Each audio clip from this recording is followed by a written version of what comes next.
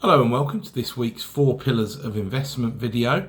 So for a reminder, the 4 Pillars is a strategic framework that I've put together over the past 8 years or so, and it's supposed to solve all the problems that come up in any property investment or development business and enable you as a strategic framework to try and scale those businesses to the level that you are comfortable with, that you want in your lifestyle, and that delivers you the returns that you expect for your hard work. So this week's pillar, we're still on the financial pillar, and we're moving on to the third one of my more entry-level pillars in the financial pillar, entry-level sub-pillars, and that is the vendor's assets, or more commonly known as rent-to-rent.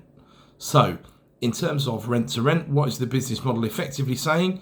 It is saying that you can rent a property from party A over here, and then you can rent it to party B over here, or use it for an alternative use, which is normally more operationally intensive. So that would include things like HMO, or it would also include serviced accommodation. And that's often the way people see it. There's some form of arbitrage, basically, between the base rent on a property and the operational extra that's layered on top, and the extra money you expect to receive by using HMO or using SA as the back end.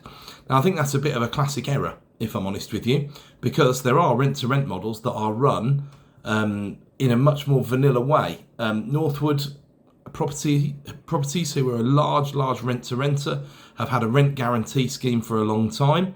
So there's a big difference between rent guarantee and guaranteed rent, and I misspoke there slightly by saying rent guarantee. Rent guarantee is typically when you take a tenant on and you find an insurance provider who will guarantee that tenant will pay the rent. Otherwise, they will pay potentially the rent in lieu, they will pay costs of eviction, they'll pay all sorts of stuff, right? Guaranteed rent is different. Guaranteed rent is when a provider or a broker, or in this case a letting agent or a property company, is saying to you, we will guarantee your rent for a period of X years and you'll have no hassle. We'll also potentially take care of the maintenance, for example, or take care of small amounts of the maintenance is the typical agreement. So the Northwood model is pretty simple, the business model. They're aiming for about 70 pence in the pound on the market rent they think they can get. So if it would be £1,000, they're saying 700. Now, why would anyone sign that deal if they could get £1,000 in the market? There's quite a few reasons, to be honest, because the 700 is 700, right? Especially if it's something like a flat where the service charge and everything is going to pick up any structural works to the building. The company are going to do any fair wear and tear works, potentially. You have to check the terms of these agreements, of course. I'm not necessarily suggesting this is in Northwood's agreement, but this is a typical guaranteed rent agreement. So they might pick up all the maintenance works and all the compliance costs in terms of the gas safes and the EPCs and all the rest of it. You would be looking at receiving that in your pocket. You'd likely still be responsible for the insurance of the property, but that would be all. So no agency fees. So if you're paying 10 or even 12 or even 15 in some parts of the country, plus VAT, that's a huge slice. That's already taking something between 12 and 18% out of the rent before you consider VAT. And if you've got something that needs a little bit of work doing on it, then ultimately you're expecting some issues and you're thinking about compliance costs, you may well think 70 pence on the pound is not a bad deal in terms of a rent-to-rent deal. And if you can push them up a bit to 75 or 80, because for whatever reason they're keen to get stock in the market, why would they accept to move upwards? Well, in an environment like this, they might well do, because apart from anything else, rents are rising. So if they do a deal with you for 3 or 5 years and fix the rent at the same over that 3 or 5 years, then in year 1 they might be a bit skinny, their margins, but year 2, 3, 4, 5, that may well do them a lot of favours, that agreement. So there can be good reasons on both sides to look at guaranteed rent situations. And this is what normally the providers, such as Serco would be an example of a big one, are also doing. They're guaranteeing rent for landlords over the term of a 5 or even a 6-year, 11-month lease on a residential property, and they're housing asylum seekers or all sorts of other tenant types in those properties that they are contracted by the government to provide those beds. So they need properties. They don't want to buy them because that would be incredibly capital intensive. They're much happier to rent them from the landlords, and their business model is on the operating side. So this works very similar to the way something like a hotel chain might work. There'll be a company over here that owns the property, known as a propco, and there'll be a company over here that runs the operation, which is known as an opco. And that's a proper split between the two. And rent to rent is just creating a propco-opco situation when you look at it like that.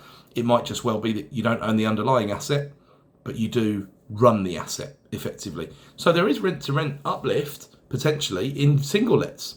And this is the number one mistake I see in rent to rent deals. And of course, I'm a little bit biased because all I see is the ones that go wrong, because they're the ones that people come to me for help, or they're the ones that come to me because they're distressed and they want to try and get out of those contracts or similar.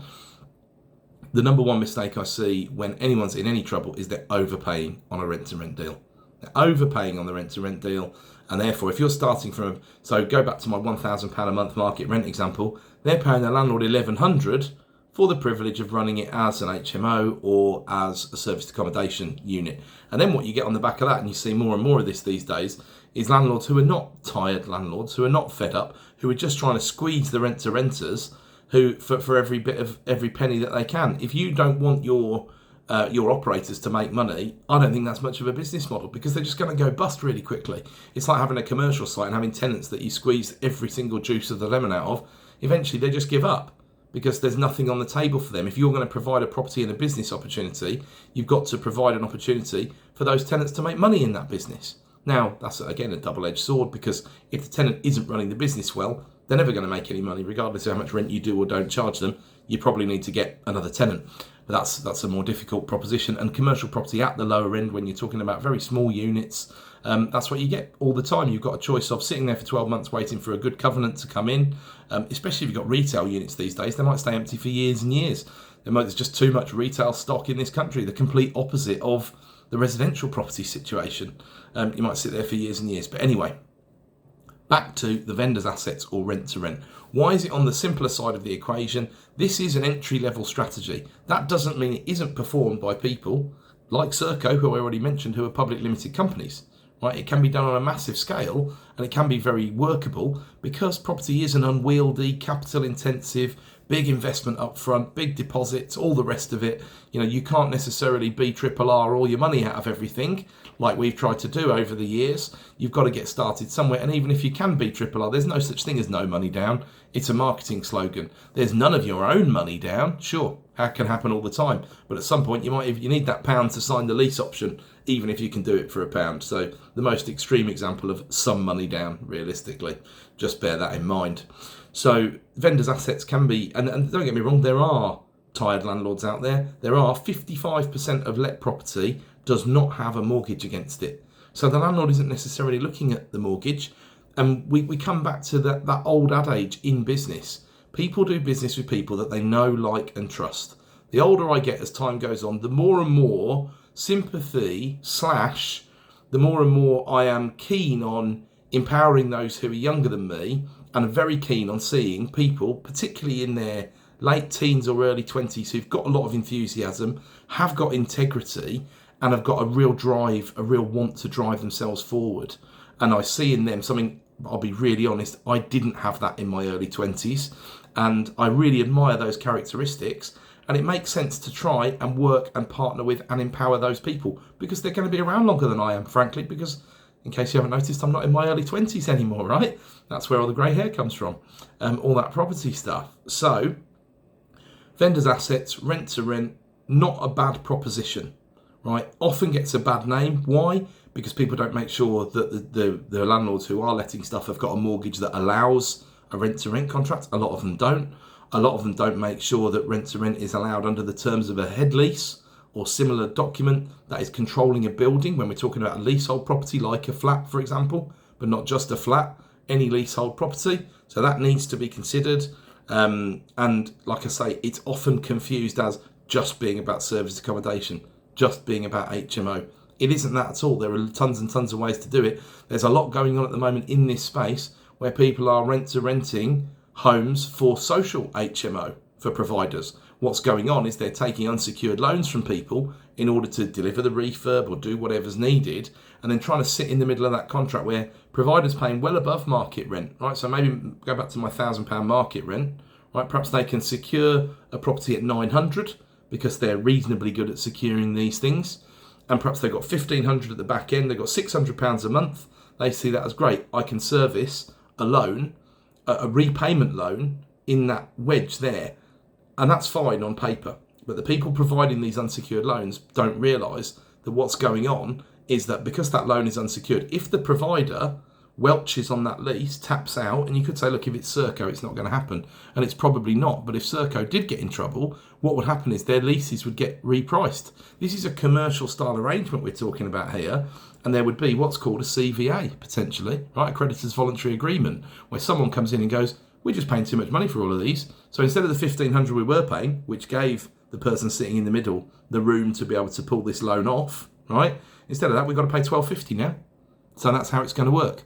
And that's problematic, of course. And also repayment loans aren't necessarily the best for the people making the loans. The interest payments tend to be loaded towards the back end and the capital comes back first. As a rule, just how the maths works out in those situations, not necessarily a bad thing, but there's no security if anything goes wrong with the provider. So unless that provider is absolutely blue chip at the back end, right, is an established housing association or similar, then the risk that being taken is significant, because the rent-to-renter, the person sitting in the middle who's brokered the loan contract, is just going to evaporate if these things go wrong. Now, this is on the basis that that's the proper way to do it. I don't believe all of these schemes are being done in a proper way. So if you're looking at investing your money with rent-to-renters, people who are doing that sort of stuff, people who are promising you, I've seen 20% returns promised per year, doesn't make a lot of sense. Why do you need to raise money at 20% when 12% or 10% is perfectly attractive? It doesn't make sense. Why are you giving money away? Well, there must be risk somewhere in that system. No such thing as a free lunch and all the rest of it. But my overall position on rent to rent, often derided by people, wrongly so. There's lots of companies that also at some points in their time have built up a portfolio, propco, opco, and they decide they like the opco, it provides the most money, it's a trading business, it provides a lot of nice income in the now. Let's sell the propco to someone and rent back, because the business model can afford to pay the rent on all of those properties, and it would free up a huge amount of capital from that capital intensive piece. Maybe you've got 8 care homes, and if you want to get to 80 care homes and your operating company is running like absolute clockwork, then those 80 are not going to be achievable necessarily without you either raising a lot of debt against there, or simply selling the whole lot, writing some nice leases and working it in that way, shape or form. So lots of good reasons to use rent to rent, lots of good reasons not to deride it. It's done on a massive scale by some companies, thousands, if not tens of thousands of units sometimes.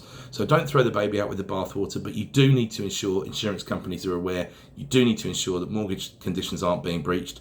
And you do need to ensure that it is, if you're trying to find some of these rent to rents, a tired landlord, not someone who's just going to be able to have the better of you in a negotiation, because you're the motivated one and they're really not. So bear that in mind. Thanks.